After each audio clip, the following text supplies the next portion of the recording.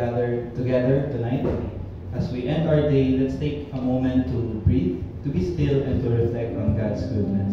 Whether today was full of joy or challenges, we are here, and that alone is a testimony of His grace. We thank for His faithfulness, for His love, and for never letting go of us. So let me read to you Lamentations 3:22-23. Because of the Lord's great love, we are not consumed, for His compassions never fail. They are new every morning, great is your faithfulness. Let us pray. Dear Heavenly Father, Lord, we thank you for bringing us together tonight. We thank you, Lord, for this opportunity, Lord, that we can gather here, Lord, to be able to praise you, Lord, to worship you, Lord, and to love you even more, Lord. We thank you for your mercy that never runs out and your grace that meets us in every season. As we worship, remind us of who you are, faithful, powerful, and full of love. Take away any distractions and help us focus fully on you. May every word we sing be a declaration of our trust and gratitude. Be glorified in our praise. In Jesus' name we pray. Amen. So as we begin our time of worship, let's be reminded that it's not about what we've done, but about what He's done. His grace is constant even when we fall short. He remains faithful. So let's lift this song together as we declare that His grace is more than enough.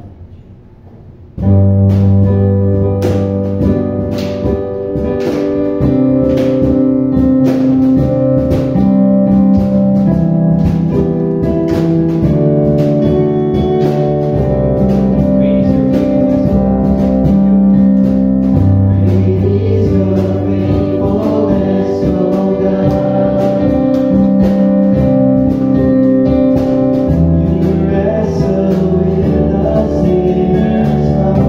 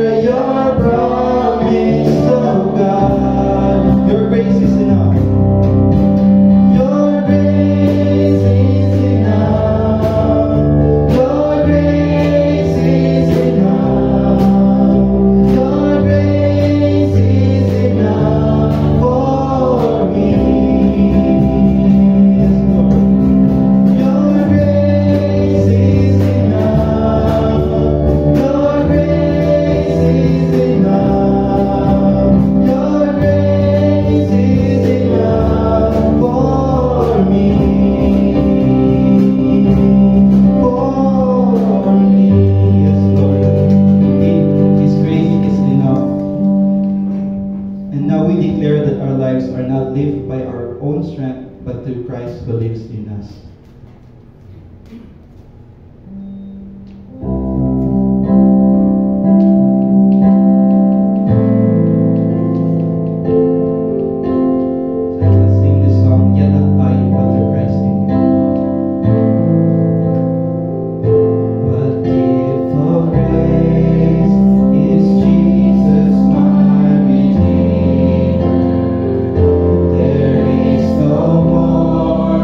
For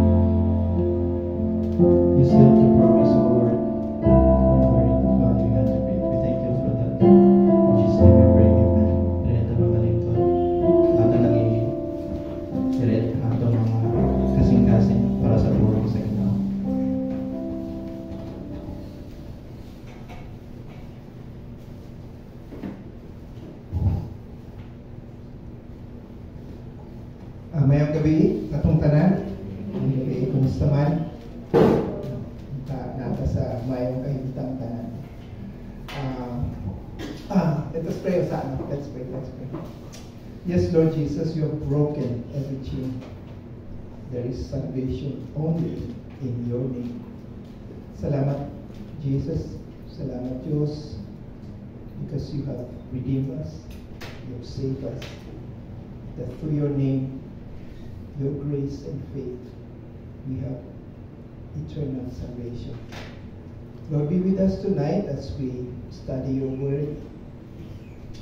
Open our minds, open our hearts. Give us a teachable heart and a humble heart to receive your message tonight, Lord.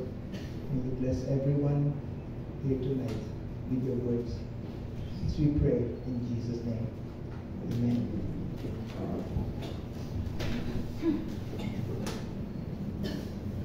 Okay. Naghinugtong ko mo sa atong istorya itong last month mo siguro to or other month. Kato ganing pastor, katong pare igaw ko lugar.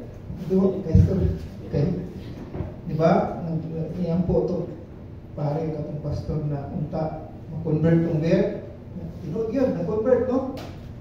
Pero iyang po ang bear na nagpasalamat dahil sa panihapon. Pero may sequel, wala na yun. Sakit na yung ngipon sa bear. Sakit yung ngipon sa murag gahi-gahi ni parehas ni siguro na ako kaya ni magpadentista sa ako, balikan ako. So, nalibre itong pastor, pare. So, siya sunod dili na kung suta akong sultana. Ang sibilyan na lang ko aron dili na kinkitan sa bear. So, suri-suri na po siya. Di malas. Kita na po siya sa bear. Isang pag sibilyan siya, igukod na po siya. So, dagan na po ito pare, itong pastor. Dagan siya, hantod, abot siya sa pangpang. Daong na kayo sa ubos, tanaw niya na ang bear dagan. So, hinumdum siya, murang mix lang Moses sa una. Gukod sa Egyptian, sa unahan, Red Sea, sa likod, Egyptian, maugig ni. Saan ko naman ni. So, gliin niya ko sa, nasi nakita, nasi gamay nga paglaong. Pinami, sanga ni gawas dito sa pangpang, sanga gamay. So, nalanggit siguro ng pag-asa na po. Bahala na yun, kaya kung dili, panihapon ko ani. So, doon na ang bear, ambak siya. Gunit siya. Ay, salamat. Nagkagunit siya. So, bitay na siya. Kuha na siyang cellphone. Tawag kita siyang 911 ba? Pas ng diwalas. Wow, may signal. May signal. Hindi siya tatawag. Kasi, tawagan ko. Sige lang. Siguro kasi kung madugay-dugay ko diri, naitaw mo kami tabangan ko. Nasi na dumog murag saba man murag naikit-kit. Pandamay, napag-iilagawa, nakit-kit tong iyang sanga nga iyang gigunitan. Nakit-kit hinahinay. So, madugay ko diri, maulog yung gihapon, hulog yung gihapon ko. Nakit-kit mong gini. Wala mong siya mahimo. Then, hinumdum siya. Anong di mag-ampo? Sa unang bitaw ni ampo ko, ang bear na convert ko. Ampo ko usap. Sa Lord, God, tabangin ko. Maski nung sa imong gusto, tumanong yun ako, tabangin lang yun ko, tabangin ko. Di madugay, na itingog ikan sa langit. So, tinod, kung tabangan ta ka, sundon yun yung tanan akong isuldi sa imo. So, tinod, tabangin lang yun ko. One time, tabangin lang yun ko, karon maski yung sa imong gusto, maski yung sa imong isulti, sundon yun ako. So, di mo itong tingugikan sa langit. Sige, tabangan ta ka. Mawala imong buhaton. Buhili lang yung gigunitan na sa nabi. Buhi daw. Murag, pastor, murag, sa to, sa ako buhaton. Siya buhi na, para tabangan ta ka. So, klaro na yun yung nabibuhian. Dugay ka siya bulat. Dugay, wag siya kaantos, mo na lang siya. Lord, nabay na ang tao niya, pwede na po may istorya. Paano niyo? Many times, when it comes to faith, we miss the point. Ang ginawa na agad ng sulti niya, buhay nila. Pero, atong sigayon na, dili ang Ginoo ang nilabaw, ang iyang safety ang nilabaw. Di niya buhian. Kaya kung buhian niya, kabalo siya maunsa siya. But he missed the point. Parehaning tao, ang Ginoo naglakaw sa tubig, gitawag siya dool diri. Kung kabalo ka Ginoo to, siyempre mo dool ka. If you have faith in Jesus, kabalo ka maski unsa, isay magyud ka niya. Pero kasagaran sa ato, maniguro ka. Muduol ko nimo, pero magsulba bida ko. So we missed the point. Diyos na ba na naingon sa imo doon diri, maskin pagunsa na diha, Diyos ba na, He can do anything. But pero kita, many times, atong ginatanaw is ang atong circumstances, ang atong sitwasyon. Kabalo mo tayo malunod man yun ta, may tubig man na. Okay, muduol ko Lord, pero maniguro ko. Dala ko sa bagida. So, that is not faith at all, because we miss the point. Okay, so, isip ko sa ka-Kristiyano, kinahanglan natin pagsalig sa Diyos. Agree, dili? Inside dili mo agree? Okay, very good. Pwede na ta makatag kong test gamay, ha? Okay. So, isip ko sa ka-Kristiyano, kinahanglan kitang tanan, musalig, magtuo kita sa Diyos. Question. Asa mo gikan ang atong faith sa Ginoo? Posible ba nga kanang faith mo gikan na sa atong kaugalingon? Tanan Christian kinahanglan dunay faith sa Ginoo. Tama? Okay. Question karon. Asa gikan ng faith nato? Where do we acquire faith? Is it possible for us, or is it possible for faith to originate from us? Ang sa'yo tanong ninyo, asa mo gikan ng faith? Asa mo gikan ng faith? Okay. Let's explore usa ka verse. Ephesians 2:8 and 9. Unsa gisulti sa Ephesians? For it is by grace you have been saved through faith. Diba? No? Unsay sunod? And this is not from yourself. It is a gift of God. Not by works, so that no one can boast. Klaro? Asa gikan ng faith? It's not from us. Dili gikan sa ato. Dili gikan sa atong binuhatan. It is a gift. So we cannot create faith on our own, because faith is a gift from God. Okay? So, gift na sa God, kung saan pa nato pagkuhaan na? How do we receive that gift? Yan ang pinagbuhangan sa ganihan tama. How do we receive the faith? Romans 10:16-17. But not all the Israelites accepted the good news, for Isaiah said, Lord, who has believed our message? Consequently, kanya importante, faith comes from hearing the message, and the message is heard through the word of Christ. So, unsa mo nato pagkuha og faith?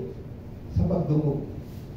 Sa pagdungog ug unsa? Chismis, sa pagdungog sa pulong ni Kristo. That's the way we get faith. Mga igsoon, why do I have to emphasize this? I-remind lang tamo, remind lang tang tanan na kung imong musalig ta sa Dios, daghan tao, daghan Kristiyano gusto kinahanglan dako kaya akong faith. Tinuod. Pero unsaon man, the more, the closer ang imong relasyon sa Dios, the more message imong gidungog through the word of Christ. Diha nimo makuha ang faith. Faith, para sa ako, doesn't come automatic. Kung may kag I receive Jesus, tako na ko faith karon no.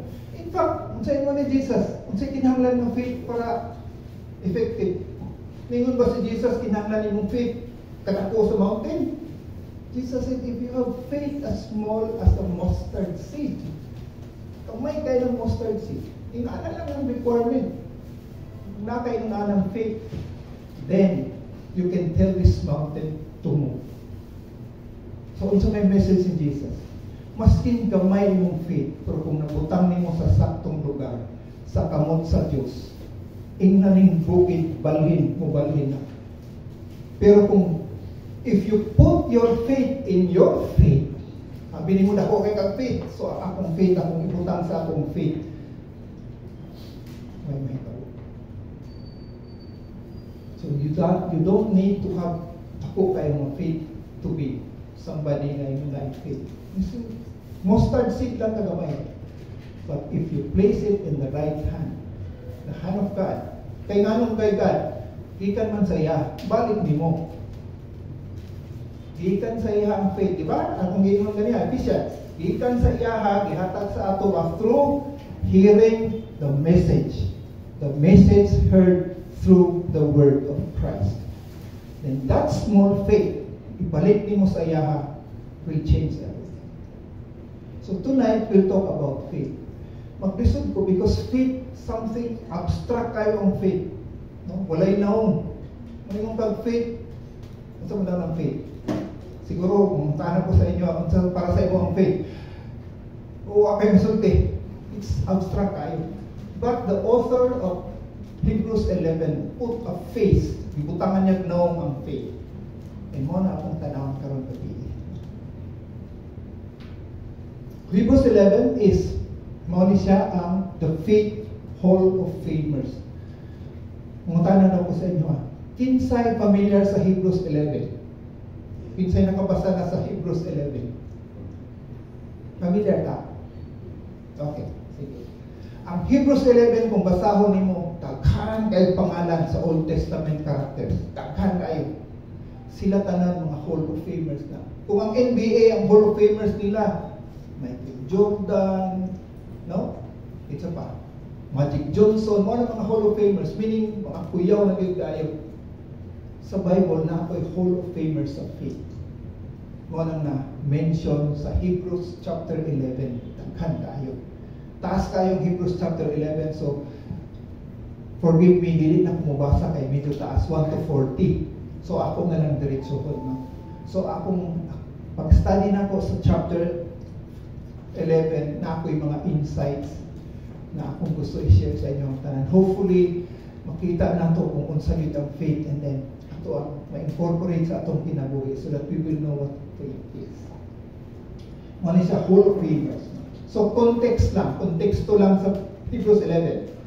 Kabalumanta ang Hebrews, wala kailakin sa ng sulat, no? Okay. Kabalupod ta nga ang Hebrews, sulat ni para sa mga believers na Jews. Mga Hebrew believers. Okay? Kaning mga Hebrew believers, pagtuo nila kay Jesucristo, ni kambyo ilang kinabuhi. Dili mahayahay, kung dili, i-persecute na hinoon sila. Okay? Hebrews man sila, mga Jewish man na sila, dapat Judaism man na sila, pero sa likway nila to, nipalin sila sa Jesucristo, so, di palisuran sila. Suffer sila, i-persecute sila. So, daghan sa ilahan na discourage. Daghan sa ilahan na disappoint. May pagbalik na lang may Judaism, wala pa'y problema. No? Kay dili may ingunanihon. Kay dili may follow me kay Jesus, gina-persecute naman hinoon mi. No? So, daghan sa ilahan na discourage, gusto na mo balik sa ilang old religion. Muna, ang author sa Hebrews, isulat na ni chapter 11. In fact, chapter 10, sumod na siya. 11, isulat niya, i-remind niya ang mga Diyos na katong inyuhang mga ancestor sa una sa Old Testament, grabe po ilang naagi, no? Grabe po ilang sakripisyo, grabe po ilang mga kalisod sa una, pero wala din sila nibigay sa ilang faith. Mga gisulat ni para sa katong mga Jew, Christian sa una, na hold on to your faith, ayaw mong buhi, ayaw mo buhi na mo-follow mo sa Ginoong Jesucristo.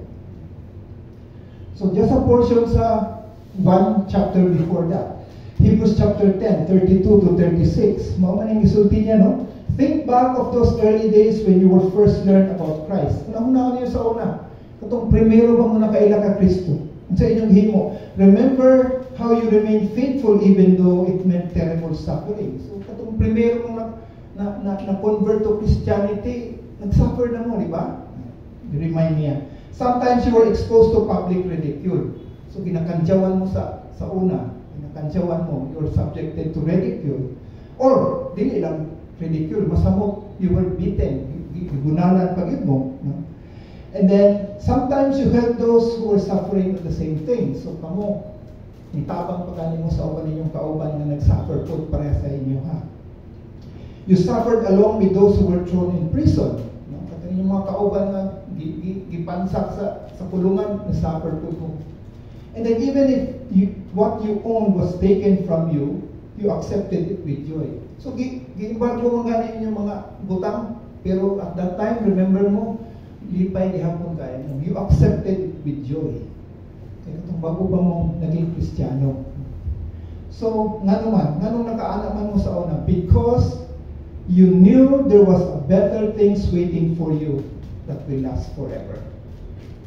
So, i-remind sila, nga nung ingunato man mo sa una, maskin pag nag-suffer mo, lipay lang gihapon mo, tabang gihapon mo sa inyong mga kauban, because you knew there is something better that is coming, and it will last forever. Pero karon na-discourage sila, nakalimot na sila. Muna, isulat niya ang chapter 11 para i-remind sila na daghan kayong tao parahan ninyo sa una. Mas grabe pa ang ilang isuffer. Pero wala din sila nabuhi sa ilang pagtuo o pagsalig sa Diyos. Muna ni ang Hebrews 11. The faith, the whole of faith, Hall of Famers na siya sa faith. So, siguro naman, makita ninyo diya, kailan naman mo sa uban, no? Klaro man ang uban. So, anyway, some of them ma-mention na ito. Okay. Unsay definition sa faith, according to Webster New World Dictionary. Akong gi-highlight, kaduhan niya gibalik, kasabot importante kayo. According to this definition, ang faith daw is unquestioning belief. Pagtuo nga walay question. No? That does not require proof or evidence. Dili kinahanglan prueba, dili kinahanglan ebidensya. Tuo lang yun. No? Mao na ang definition sa Webster. It is also the unquestioning belief. Pagtuo gyapon nga walay question. Pagtuo sa Dios o mga prinsipyo sa Dios. Mao na ang Webster's definition sa faith. So, ang i-highlight ko diha is ang pagtuo nimo dili base sa ebidensya. Ang pagtuo nimo dili base sa prueba. Kung dili pagtuo wa nay question. So, let's go to verse 1. Mao ni ang iyahang dili daw ni siya definition, but this is a description of faith. Faith shows the reality of what we hope for. It is the evidence of things we cannot see. Kung sa inyong napansin, murag libog, no? Murag libong, murag dili mo connect. Kay reality man kaha. Meaning, ingani mo reality, real na. Pero something you hope for pa. So it's a present reality, pero something hope for, future. So dili kayo siya mo dyan. And then, it is the evidence. Evidence meaning, ebidensya. But you cannot see. Diba? So kay kasagaran man sa ato is to see is to believe. Mga prinsipyo na to. Kung may ebidensya, may kaso. No proof, di na tamang istorya. Pero dire, yung sa isulti sa Bible, maskin pagwa mo nakita. Bisan wala evidence. Sa hindi mo makita na ano. So, duha ka definition. Ang first definition is NLT. Ang usa ka definition siguro mas familiar ta sa NIV. No, in NIV yung siya. Now, faith is being sure of what we hope for and certain of what we do not see. Di pong gapon. Di gapon mo connect. Diba? Di gapon mo connect. Unsa man pag-ingat, unsa man kag-sure ka, pag-sure diha, niya hope for ka man diay. Diba? Murag di makaka-ingon na sure good, di wala pa man nahitabo. And then, certain yun ka, very certain, pero yun pinasi. No? So, talikwas yun na sa atong usual pagtuo na to see is to believe. Pero ang faith para sa ato, dili to see is to believe. Baligtad. No? To believe, then you can see. Unang tuo, una ka makakita. Dili para sa kalibutan niya, pakita ka sa ako, una kong tuo. Balik. No? So the definitions, kinahanglan atong hunahunahon. Unsa ang definition sa faith? No? Description sa faith. So, with this description, the first insight, okay, unsa man ang ginasulti nilang hope for? Things you hope for. Kaduha gyud nag-mention, NIV, NLT, things you hope for. Kani para sa ako ang basic foundation sa faith. The things we hope for is that God is trustworthy and that He will honor His promises. Kana gyud ang basic. When it comes to faith, that is the foundation. Nga ang Diyos nga atong gituuhan masaligan. O tanan iyang gisaan, iyang buhaton. Kana gyud imong gunitan. If you are able to imo ginang ma-sink in sa imong kinabuhi, then even if you don't see any evidence, tuo gyapon ka. Because ang imong gituuhan dili ang evidence, imong gituuhan ang Dios nga masaligan. Unsay iyang gisulti, iyang tunganon. Okay. Spiritual things like salvation, eternal life, resurrected bodies, or heaven, all things we cannot see for now. Di ba na ito makita? But the character of God makes us certain about these things. Ang ato ang kaluwasan, ang ato ang resurrection, ang ato ang eternal life, nagsalig na tanan sa karakter sa atong Diyos. Ang karakter sa atong Diyos ang nagunit anang tanan. Kung wala ang Diyos, wala ang tanan.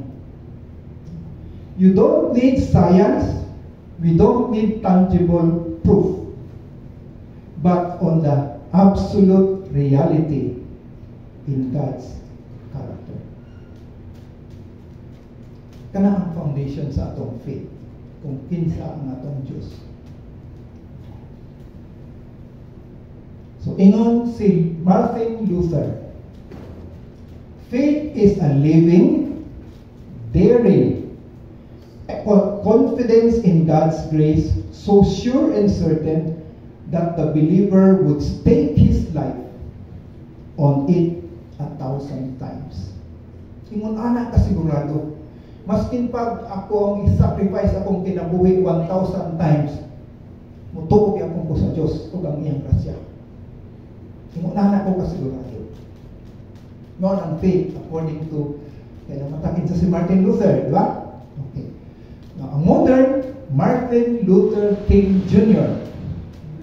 Ingon siya, faith is taking the first step even when you don't see the whole staircase. Naka sa third floor, ingnon ka kanaog.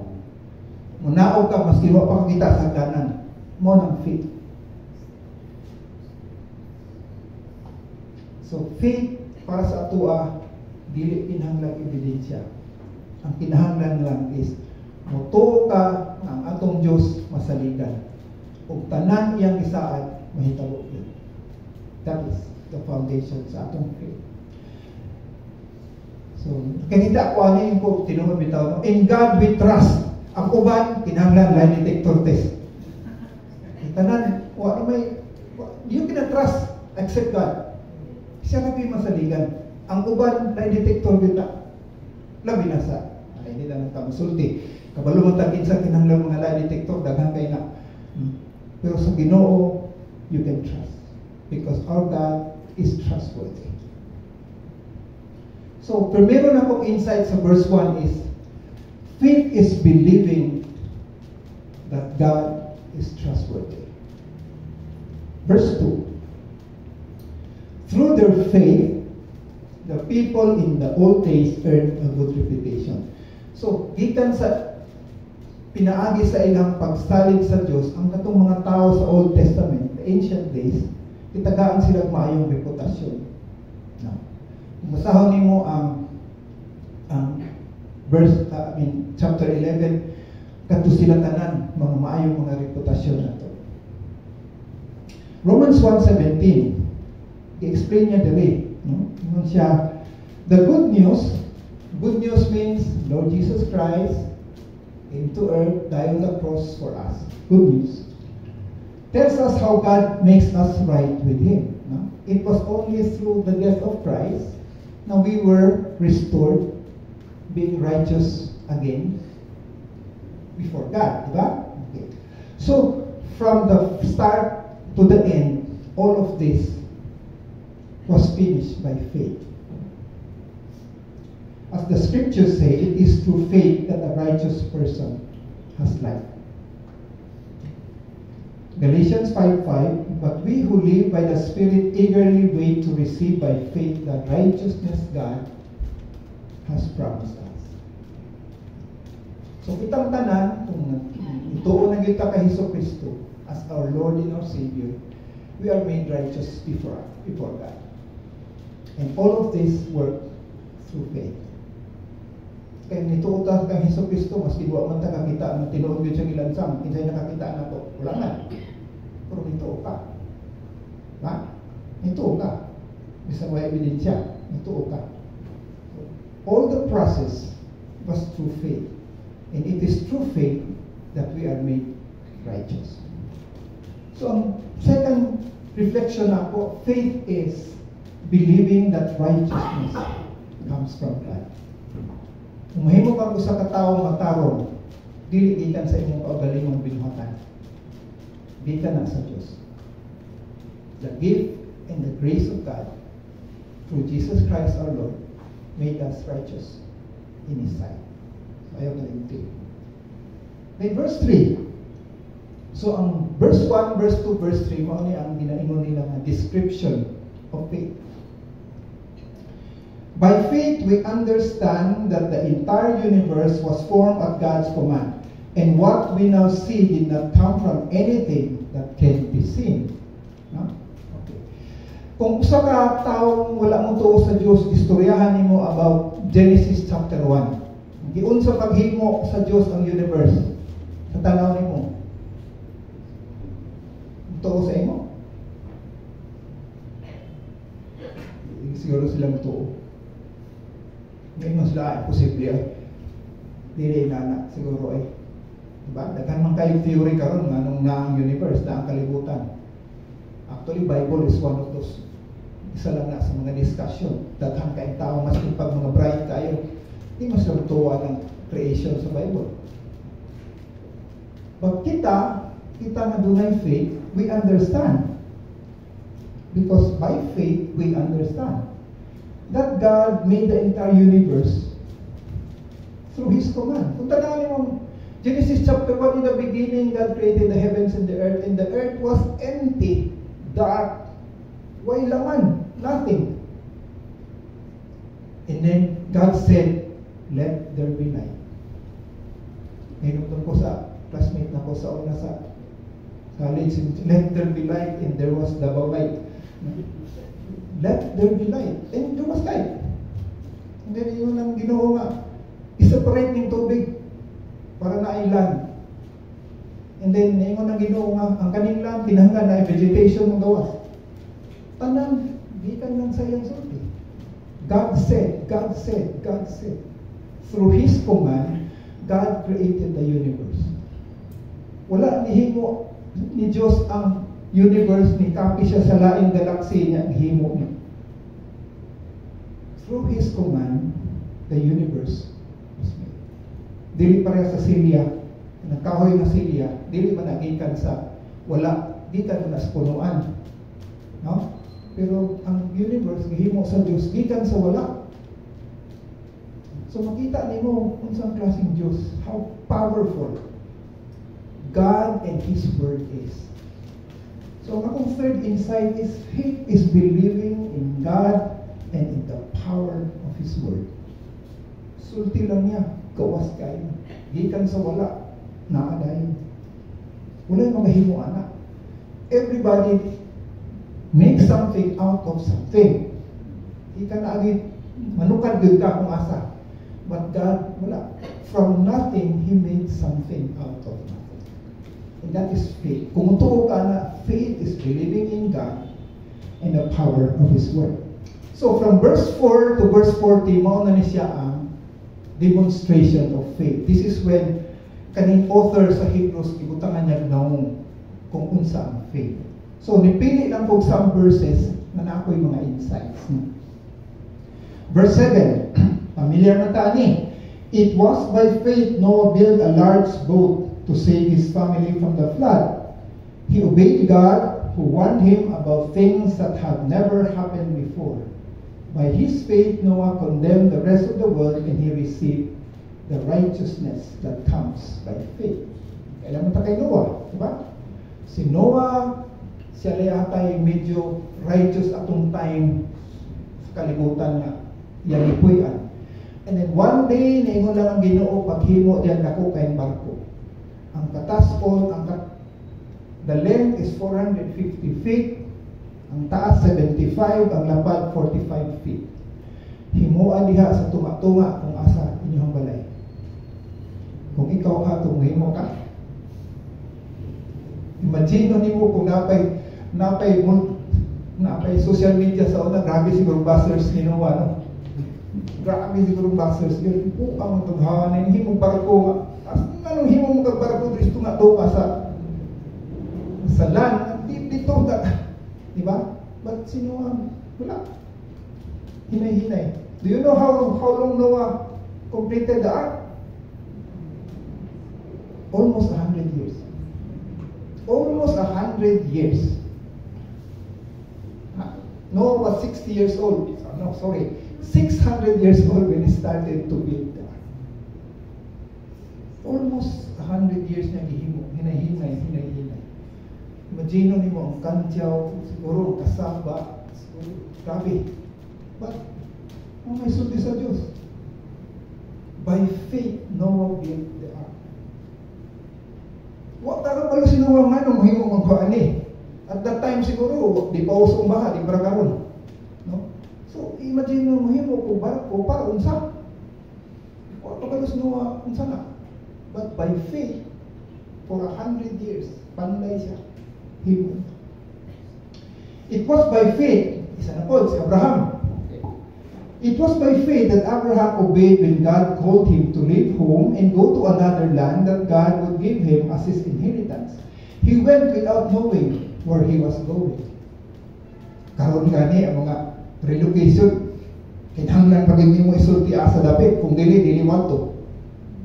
Si Abraham, gingnan sa Diyos, okay, leave Haran, go to a place na akong ihatag sa imo, Canaan. No question asked. Wala niingon si Abraham, kagwa, hayahay na ako dire. Anong mabalhin pa mo ko? But it was by faith. Abraham obeyed God. Maski wa siya kabalo, asa ng lugar na atuan niya. And then it was by faith that Abraham offered Isaac as a sacrifice when God was testing him. Abraham, who had received God's promise, was ready to sacrifice his only son Isaac. Even though God had told him, Isaac is the son through whom your descendants will be counted. Abraham reasoned that if Isaac died, God is able to bring him back to life again. And in a sense, Abraham did receive his son back from the dead. By faith, gihapon. Abraham waited almost 100 years na siya. Pagyapon sila anak. And then one day, giingnan sa Diyos na magkaanak mo. They waited another 25 years. Una, maabot si Isaac. Yan, ingon ang Diyos na, si Isaac will be the son through whom your descendants will be counted. Gikan kay Isaac, mukawas ang usa ka nasod nga Israel. Na ang kadaghan ninyo, murag bituon sa langit, o murag balas mo diya sa seashore.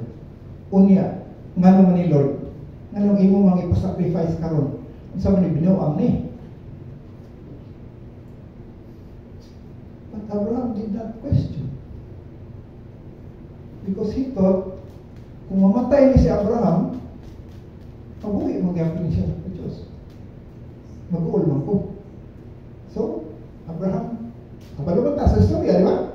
He really did everything, almost sacrificed Isaac, and the angel said, stop. It was by faith. So Noah built an ark in dry land. Abraham went to a land unknown to him. Abraham willingly sacrificed Isaac. Faith naman. And what does faith says? Faith is total obedience to God and His word. Total obedience to God and His word. And then verse 6, familiar kayo sa ato verse 6. And it is impossible to please God without faith. Anyone who wants to come to Him must believe that God exists and that He rewards those who sincerely seek Him. So, balong ang verse, di ba? Dili na ito mapalipay ang Diyos kung wala tayo pasalig sa iya. Kung kinsa man itong gusto mo doon niya, kinahanglan mo too, na siya, na-abyod siya, existed. And then, mo reward siya sa ato. So, ang next na akong ipakita sa inyo is people who wanted to please God, wanted to please God through their faith, and they were anticipating for the reward. Si Abraham was confidently looking forward to a city with eternal foundation. A city designed and built by God. So kung ako, kanigod akong gusto. Ang Diyos ang architect, ang Diyos pa ang engineer. Si araw agad ay paltos good. No? Ang Diyos ng architect, ang Diyos pa ang engineer. Mao ni ang nakita ni Abraham. Mao na masinuwa pa sa kabalo asa sa mga antubas pag ingon sa Diyos, sige, antubos ko. Because mao ni ang nakita. This is something you hope for. This is something you are sure even if you do not see. Mao ni ang gusto. A city with eternal foundation. Built, designed, and built by God. So verse 13 of 14 talks about a lot of people who sacrifice their lives in faith pero wala nila nakita ang promise sa Diyos. And yet all of them were looking for a better place, a heavenly homeland. Ihimo nila to tanan. They did what they did because ang ilahang paglantaw nasa future. Heavenly homeland. Langit noon na puyanan yun. Dito sila. Verse 24, and it was by faith that Moses, kanina naman si Moses, familiar na kayo kay Moses, ako lang ibasakon ha. When he grew up, refused to be called the son of Pharaoh's daughter. So, Moses, hayahay na tayo siya, prinsipe sa Egypt, pero dili siya. Di sa request niya na. He chose to share the oppression of God's people instead of enjoying the fleeting pleasures of sin. Para kay Moses, mas mayo pa mo mag-antos ko kauban sa akong mga kababayan kaysa maghayahay ko dito sa palasyo sa Egypt. He thought it was better to suffer for the sake of Christ than to own the treasures of Egypt, for he was looking ahead to his great reward. future gyapon ang nakita ni Moses, dili ang present. Kung present lang yung nakita, di good siya mo mauban dito sa mga Hudiyo. Naglisod good sila, slaves good. Nga siya, prinsipe, kaya-kaya. But Moses did not look at the future. Moses did not look at the present, but he saw the future. It was by faith that Moses left the land of Egypt, not fearing the king's anger. He kept right on doing because he kept his eyes on the one who is invisible. Ang nakita ni Moses, katong dili makita, meaning ang Diyos. Muna, maskin pag delikado siya sa hari, buhat gyapon niya ang iyang angay buhaton. It was by faith that Moses commanded the people of Israel to keep the Passover and to sprinkle blood on the doorstep, so that the angel of death would not kill their firstborn sons.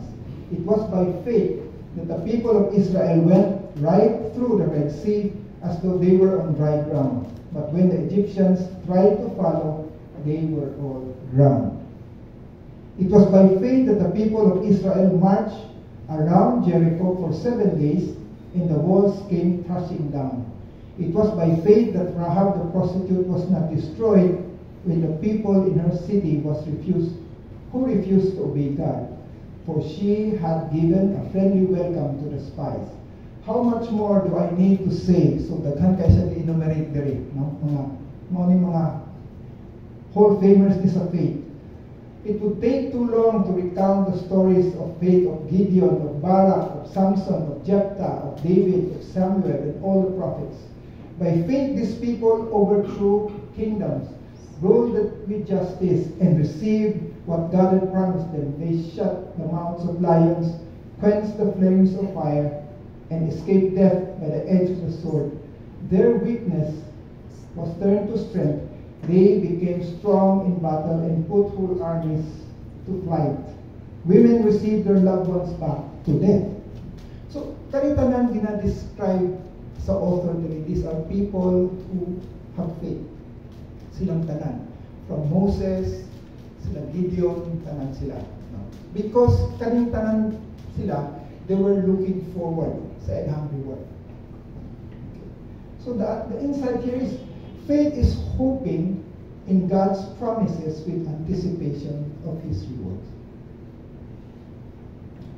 Okay, verse 6, naingon magid ang verse 6. Naingon magid ang verse 6 na those who seek Him earnestly, nag-reward. Promise na sa Diyos, nag-reward. So kita, as Christians, mo po niya itong buhaton. By faith, we do the things we need to do because looking forward sa atong reward. Pero, kinahanglan po ta mo accept to the fact na ang reward may come in your lifetime. It may not come in your lifetime. Because ug ang mga reward po dili perme hayahay na reward na ako'y reward na luwi po ta. But others were tortured. Sugot mo na reward. Others were tortured, refusing to turn from God in order to be set free. So ilang faith tindog yun. Maskin pag i-torture, they refuse to turn away from God para lang sila mabuhian. They placed their hope in a better life than the resurrection, after the resurrection. So future yapon nilang nakita, a better future. Some were jeered at, okay lang kung jeered at, and their backs were cut open with whips. Oops, dili na okay. Others were chained in prisons. Some died by stoning. Some were sewed in half. Tunga, I don't know kung inaanin pagkatunga o inaanin pagkatunga, basta gitunga. And others were killed by the sword. Some went out about wearing skins of sheep and goats. Kabalo ko sa nang wearing sheep and goats? Sa unang punishment na siya, dili na siya lalim. Nung ihaw sila o goat or sheep, ipapulat nila sa init. So, mukaging na kay na. Tapos, ipasuot na sa imuha. Tapos bubuan ng tubig. Pag bubuan ng tubig, muslim pa, mura kag iipit, hantod sa mamatay ka. No? And destitute and oppressed and mistreated. They were too good for this world, wandering over deserts and mountains, hiding in caves and holes in grounds. All these people earn a good reputation because of their faith. Yet none of them receive all that God has promised. So mga igsoon, dili tanan promise sa Dios pwede natong ma-experience in our lifetime. Kung ma-experience nato, then pasalamat ta.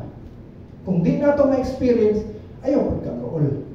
No? Ayaw kagool. So, the next insight na ako, faith is expecting the fulfillment of God's promises even in the worst of circumstances. So, mamaning na-experience sa mga Hebrew Christians. Persecuted na sila. So, surrender na sila. Adi, mabalik na lang ni Judaism para hayahay. Worse ang ilang circumstance. Pero ingon ayaw. Ayaw. Kuan yapon ta. Expect yapon, ma-fulfill yapon sa Diyos ang iyang promises. Mao na yung pinakagawa ko. Kung di naman nato madawat ang atong rewards, kung buhay pa ta, for God has something better in mind for us, so that they would not reach perfection without us. Sabi sabot, kung dili nato madawat, when the time comes, na maabot na si Lord, balik na ta dito sa iyang ginharian. Imagine nimo, katapan nimo si Moses, katapan nimo si Abraham, kamutanan tagaan mo sa inyong reward. Mao na ang future na kinahanglan nato i-anticipate. Tinuod man sa kalibutan, dili tanan maayo. Some of us, or many of us, may even suffer. But remember, this is not our home. Temporary lang tanan. Temporary lang tanan. So one day, all of us, together with the Old Testament Hall of Famers of Faith, o kita, New Testament Hall of Famers of Faith, we will all receive the perfection sa plano sa Ginoo para sa atong tanan. So hopefully, naay nadagdag sa inyo ha, karong gabi about faith. Dili lang imong faith. So usa siguro ka example diri is common kayo sa ato ang mga Christians kung natay mga loved ones na nagsakit. For example, inahan, amahan, nagsakit. Siyempre, ang nato buhaton is ampo yun, di ba? Request sa tanan ato mga kaila, ampo. Maayo man, ampo, dapat. Pero usahay, ma-okay man ang atong giampuan. Pero dili man permi ma-okay. Na may usahay dili ma-okay. Some of them dili yun. Does that mean na kulang atong faith? Let the lesson tonight, dili man nato tanan makuha ang reward sa karon nga buhita. Okay? So, ayaw ka discourage. If we prayed for something, kunya wala na hitabo, ayaw ka discourage. No. Because always remember katong imong, our God is a trustworthy God. Masaligan yun siya. And the plan of God is far, far greater than our plans. No. So, ang ato ang makita, gamay lang, pero makita sa Diyos, tanan na. Padung pa ta, kabalo na siya on sa end. So, trust Him. Trust Him. So, remember na nato tanan. Looking forward to the perfection of God's promises with the ancient heroes of faith. So, imagine mo, kauban mo to sila, Moses, Abraham. Wow. That should be a great day for everyone. So, faith is believing that God is trustworthy. Faith is believing that righteousness comes from God. Faith is believing who God is and trusting in His Word. Faith is total obedience to God and His Word. Faith is hoping in God's promises with anticipation of His rewards. And faith is expecting the fulfillment of God's promises even in worse circumstances. And faith is looking forward to the perfection of God's promises. Okay? So I will end with this quote. Ingon siya, faith is to believe what you do not see. The reward of this faith is to see what you believe. Okay? To see is to believe. But to believe in order to see. Let us pray. Heavenly Father, we thank you, Lord, sa imong pulong karong gabi ang gitagaan ng naong unsa ang faith. Pinaagi sa mga alagad nimo sa una that showed us na maski unsa ang ilang circumstances, maayo man o dili, they hold on to their faith in you. And makita na mo unsay nahitabo sa ilaha. Lord, may we be encouraged by the message of Hebrews 11 unta among mga hinumduman pirmi na ikaw lang ubay lain ang among masaligan. Ikaw imong pulong ubay lain ang among masaligan. All of this we pray in Jesus' name. Amen.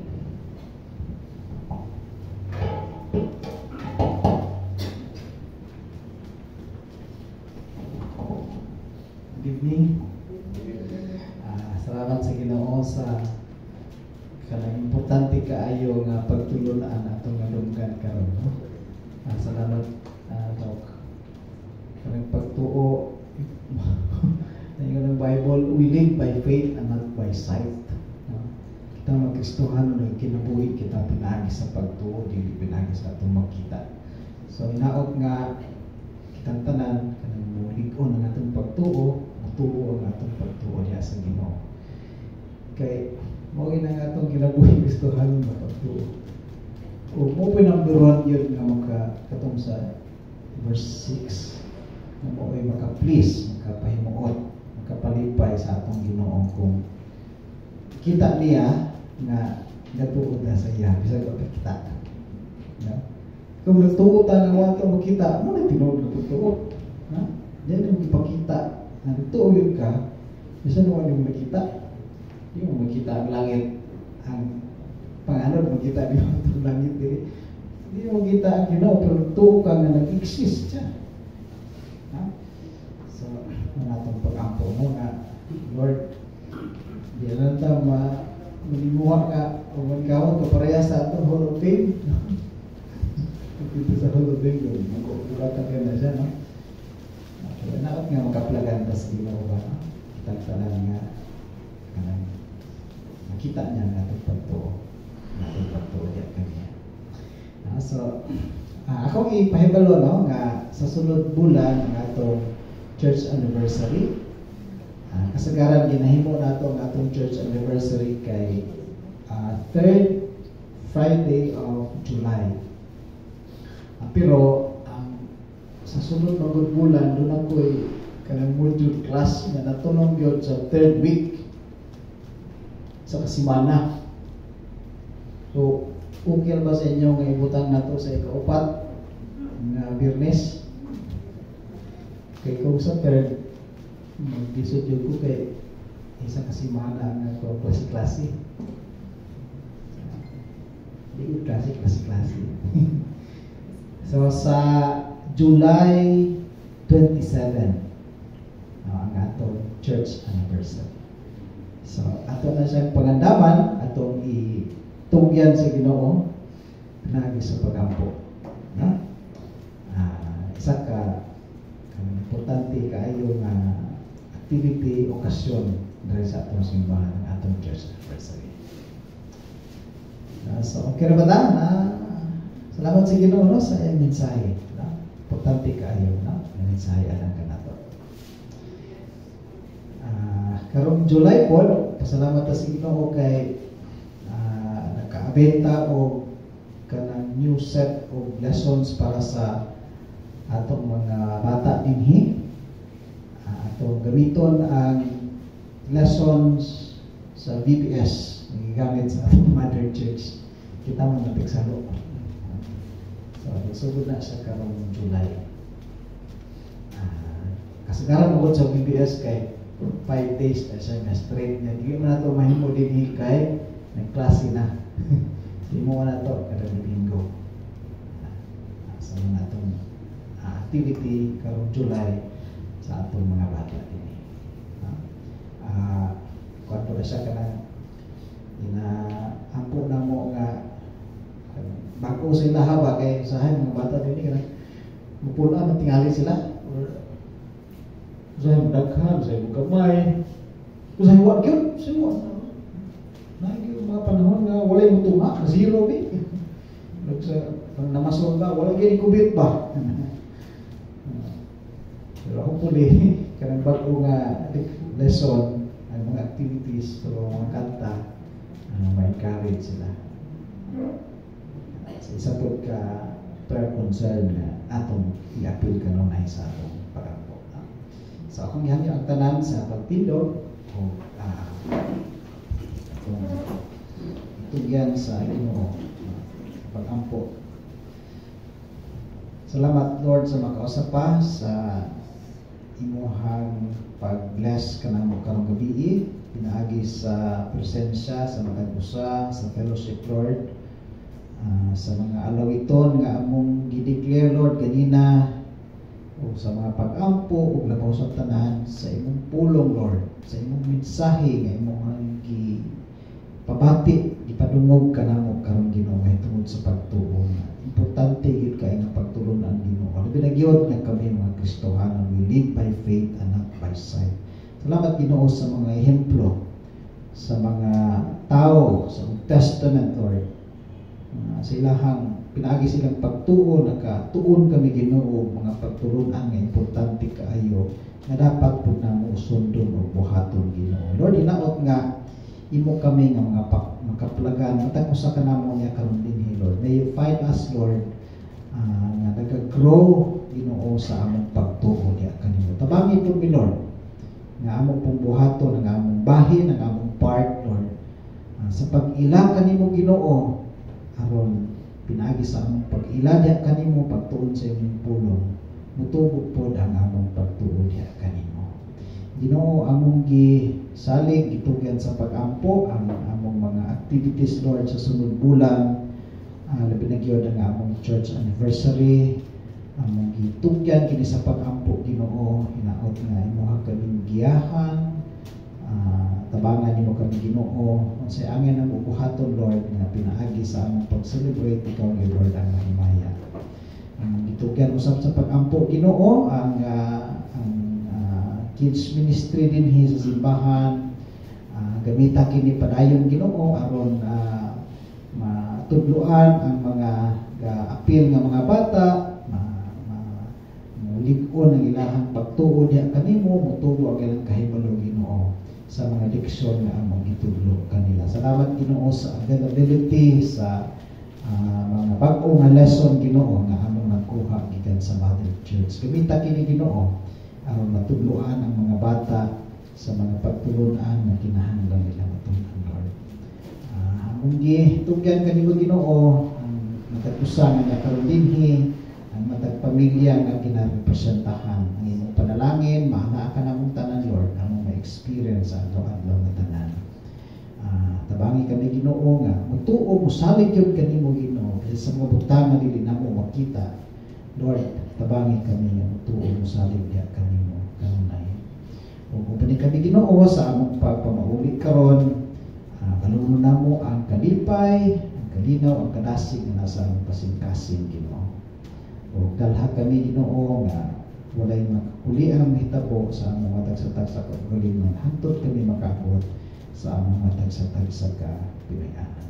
Ginayon ka namo Ginoo gipasalamatan karong gabi sa imong pagpamatinudaanon nga Dios sa among kinabuhi. And now may the love of God the Father, the grace to our Lord Jesus, and the presence, the empowerment of the Holy Spirit be with you all now and forevermore.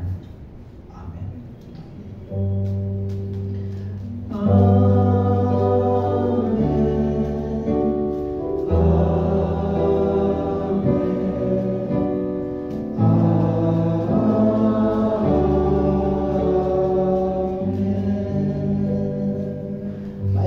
Sa atong tanan ng Ginoo magpapamaayo magpanalangin ka nato. Salamat sa Ginoo kay daghan na po ta og snacks. Salamat sa ginganan sa pamilya. Dili sa ato.